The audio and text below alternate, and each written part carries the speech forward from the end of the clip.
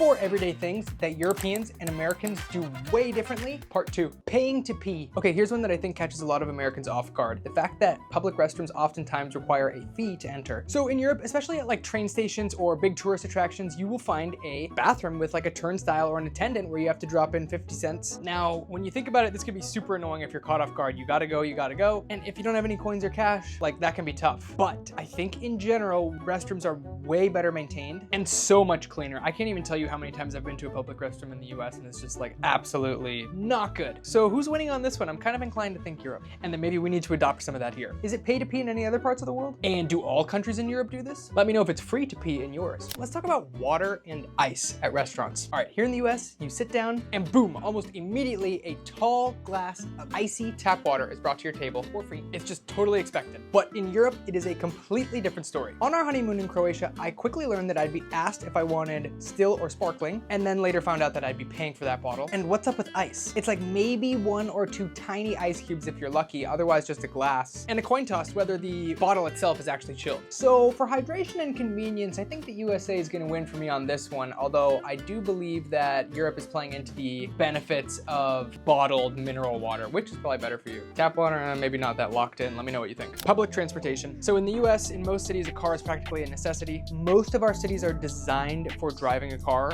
and public transit can be difficult depending on where you are. Contrast that to Europe, where there's a huge difference. Their cities are often built for walking. They're much closer together, more dense, and have a lot of bicycle accommodations, and way more robust public transport. Buses, trams, trains, and people actually rely on them, and they're convenient. And having public transit like that is the absolute dream here in the US. I think Europe absolutely takes the lead here. The investment in public transit makes the city so much more livable. But let me know, maybe you just live in like some European city where everyone drives and there's horrible traffic. So is this just like a misconception that Americans have? Grocery shopping frequency. So in the US, we love to do like a big weekly grocery haul where we get a ton of stuff, plan out meals, and stock up for the week. And then sometimes even like a monthly trip to these mega stores like Costco to get some bulk items. But I've heard that Europeans tend to shop more frequently. And maybe this is due to the fact that sometimes homes are a bit smaller and more apartment living, so less food waste if you're not buying as much. Like maybe they'll just buy what they need for a meal or two on the way home. That way things can stay fresher and more local. But I don't know, is this just another misconception? Are you guys also doing like these bulk trips once a month and just getting everything? Or does everyone live on a farm and you get milk from your neighbor once per day? Let me know your situation. Were these generally true for your country, or maybe was it actually reversed or something completely different? Follow for more stuff like this. Peace.